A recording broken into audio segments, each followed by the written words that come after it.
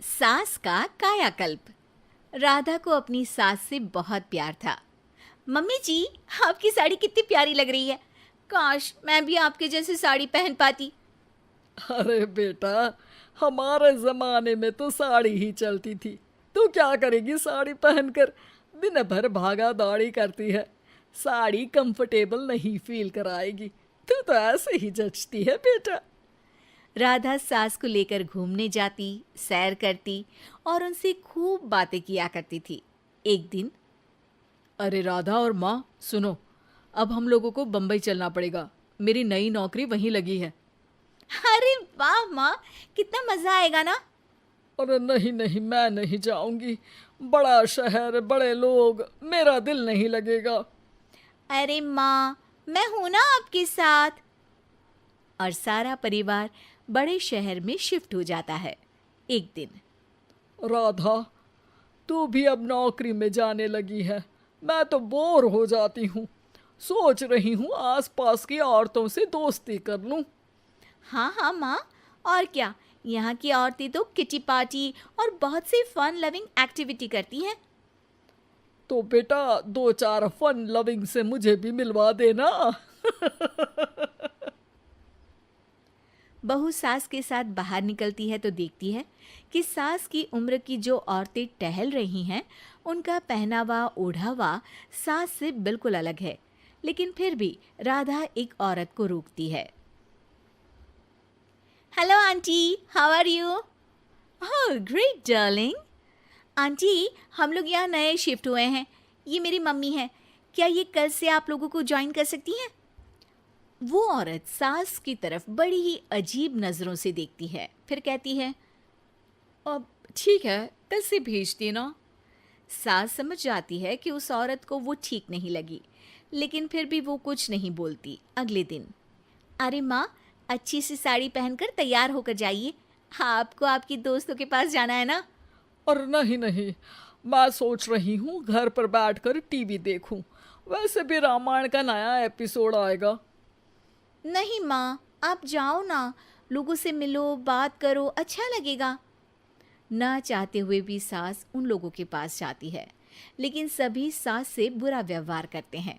सास मुंह लटकाकर घर आ जाती है। बहू समझ जाती है कि सास को कुछ हुआ है। वो रोज सास को पार्क में भेजती, लेकिन सास रोज मुंह लटकाकर वापस आ जाती। क्या हुआ माँ, आप बाहर जाकर खुश नहीं होती हैं? अरे बेटा, खुश तो हूँ लेकिन लेकिन क्या माँ, आपको तो लोगों से मिलना, बातें करना अच्छा लगता था। मैं देख रही हूँ कि आजकल आप बाहर से आती हैं तो परेशान सी दिखती हैं। सास कुछ नहीं कहती, अपने कमरे में चली जाती है। अगले दिन राधा चुपके से सास के पीछे पार्क में जाती है। हेलो, कैसे हैं आप लोग? एक औरत मुंह बनाकर साइड हो जाती है। सभी एक दूसरे से बात करती हैं, लेकिन राधा की सास साइड में चुपचाप अकेली बैठी रहती हैं। राधा घर आती है और सास के वापस आने का इंतजार करती है। सास मुंह लटकाकर घर आती है। अरे मम्मी जी, तब से इंतजार कर रही हूँ, जल्दी तैयार हो जाइए, मार्केट जाना है। राधा सास को लेकर बाजार जाती है और उन्हें कुछ मॉडर्न कपड़े दिलाती है। अगले दिन सास उन कपड़ों को पहनकर पार्क में जाती है। Oh my God, you are looking gorgeous. Beautiful top, कहाँ से लिया?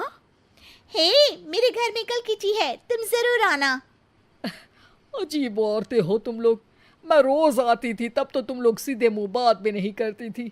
आज इन कपड़ों को देखकर तुम मुझे घर बुला रही हो। लेकिन सुनो, अब मुझे तुम लोगों से कोई बात नहीं करनी और ना ही दोस्ती करनी है। अरे तुम तो बुरा मान गई।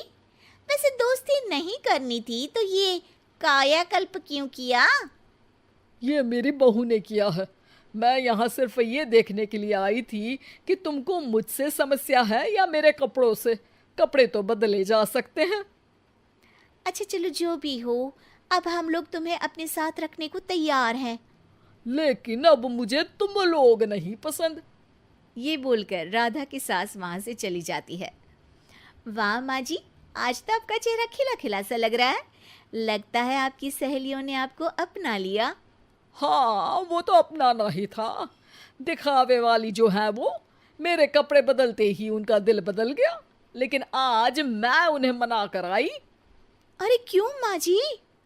क्योंकि उन लोगों को मुझसे नहीं मेरे कपड़ों से दोस्ती करनी थी। वैसे मेरे पास तो तू है ना, मेरी प्यारी बहू, मुझे किसी की जरूरत नहीं है। अरे नहीं नहीं माँ जी, आप ऐसा क्यों सोच रही हैं? बेटा ये गलत भी तो नहीं है, जैसा देश वैसा भेष। क्यों? ठीक है ना माँ, अब जब ये हम लोगों का देश है तो क्यों ना हम यहाँ का भेष अपना ले। हाँ हाँ जरूर, मैं तो तैयार हूँ। समय के साथ खुद को बदलने में कोई बुराई नहीं है, लेकिन कहीं नकल के चक्कर में बंदर ना दिखने लगूं। खैर, बहू लग जाती है सास की कायाकल्प।